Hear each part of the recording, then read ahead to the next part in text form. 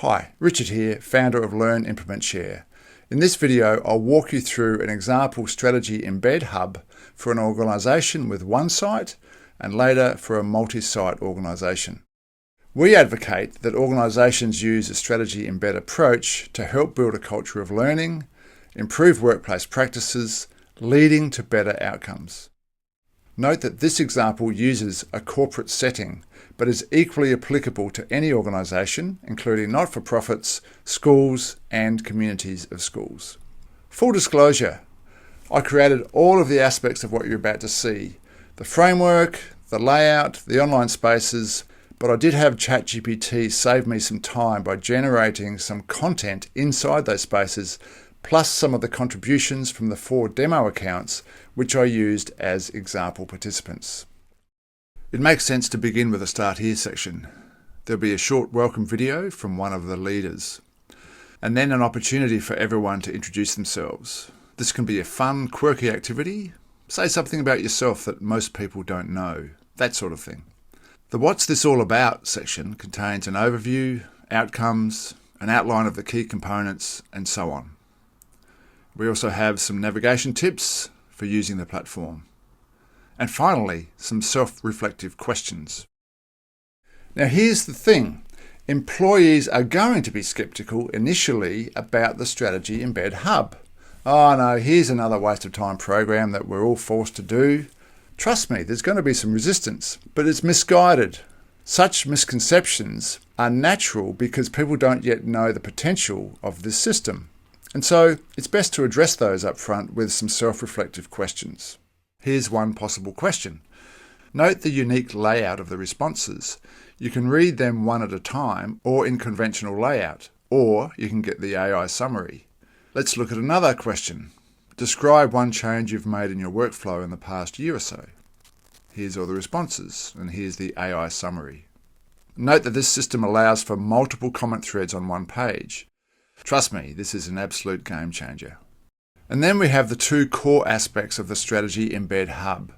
Remember, this is all about maximising the conversion of ideas into long-term workplace practice. The first core space is where employees post their implementation reflections. To create an implementation reflection space, an employee clicks the red button, adds a title, and generates their reflection space. Note the thumbnails are randomly generated. They can be changed or turned off. Let's have a look at Courtney's implementation reflections. She has 2, and each one follows the same theme. What I did, what worked well, and what I would do differently next time. Colleagues can reply to ask questions and offer suggestions. Utilising implementation reflections is key for raising employee accountability around improving workplace practice and for fostering a community of learning within the organisation. Now, I advocate having employees implement one idea from every training and to write a reflection. This way, every training is impactful and employee accountability is raised, thereby strengthening the learning community across the organisation. And now to the second core aspect, the employee-generated resources, activities and tutorials. Within any organisation, many employees are highly skilled in certain areas and many have areas of weakness. By having employees create mini tutorials of their best strategies and tech skills, everyone benefits from everyone's best practices. To create a new resource, click the red button, title it, and click the blue button. To create a write-up, employees complete a simple template. Of course, the template can be modified to suit the organisation's wishes. If we have a look at one of these example entries, Simon has posted a favourite interpersonal strategy. If I'm an employee keen to implement this idea, I want to know why is it an excellent idea, the step-by-step instructions, what I should think about before I implement it, what I need to get right, any possible pitfalls, and other possible applications of the strategy. At the bottom of each tutorial, there can be a space for dialogue so that colleagues can field questions and suggestions. Perhaps the most powerful use of the employee-generated tutorials is for tech-based skills, including the clever use of AI. We'll offer guidance for employees who don't yet know how to easily create screen recordings. Note that some tutorials could be created collaboratively. Now let's have a look at another tutorial. This one contains video content. Now the tutorials are tagged for searching purposes, so it doesn't matter if you have hundreds of tutorials. So that's a walkthrough of the two core aspects, but there's much more that we can do with a Strategy Embed Hub. You might ask, can we have a place for current training? Yes, we can. It could look like this. Let's assume we have an ongoing hybrid training by a consultant. Once a month, the consultant runs a live session. A week prior to each live session, the related online pre-work module is released, as designated by these dates. This way, the key information can be delivered in the pre-work, and the live session is freed up to maximise group work and live collaboration. Let's take a look inside one of these pre-work modules. We have a couple of videos and articles, and importantly, a thread for participants to write their takeaways and questions. What if you have multiple trainings being undertaken by different departments?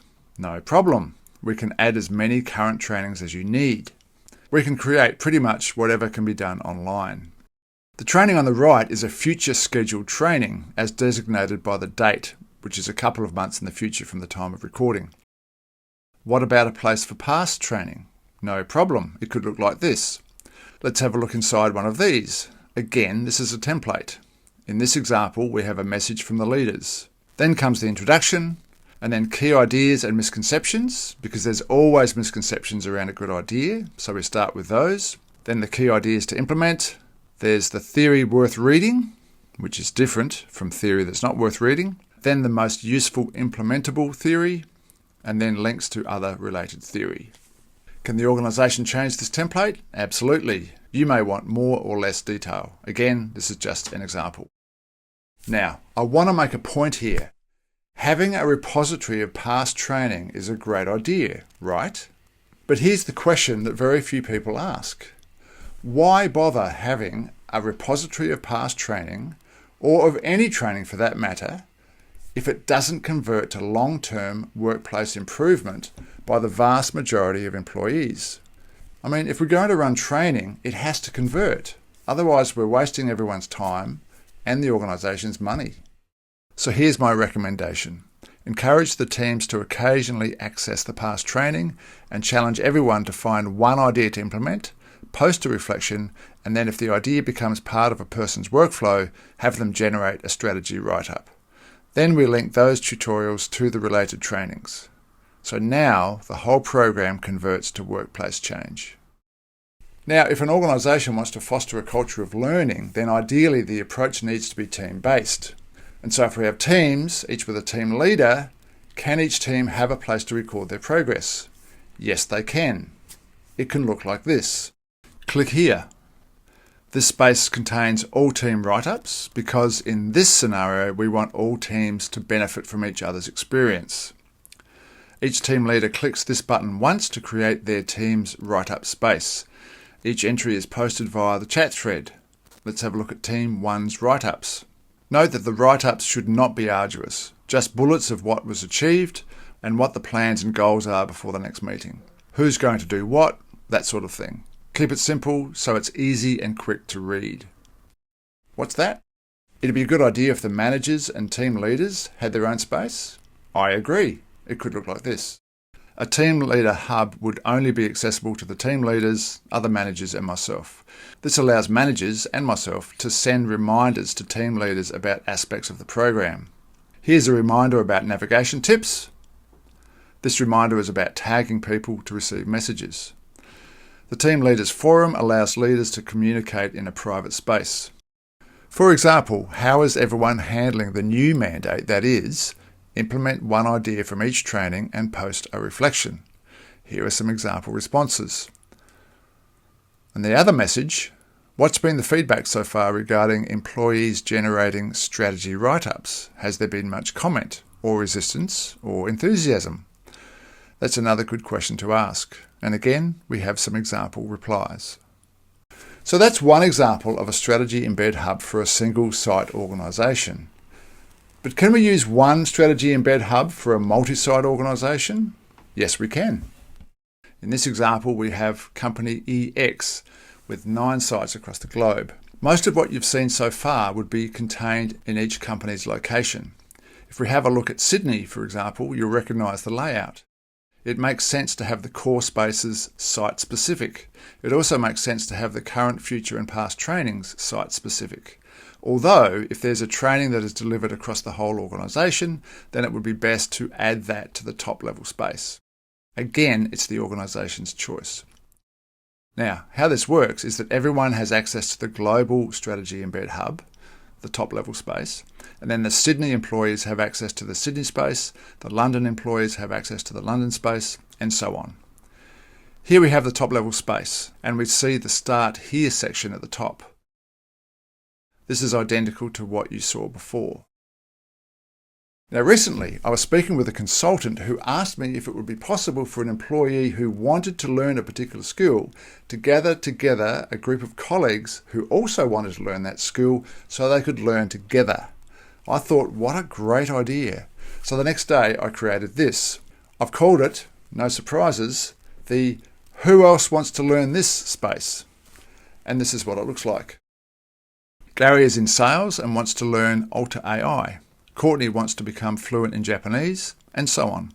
If we check out Gary's space, he's already forming a tribe, and they are planning a way to get started. The Who Else Wants to Learn This space could be organisation-wide or site-specific. This example is organisation-wide because it's on the top level space. Again, this is a choice for the organisation to make. Note that the Who Else Wants to Learn This space could be integral to a pilot strategy embed approach for an organisation who's keen but not yet ready to roll out one of these across the entire organisation.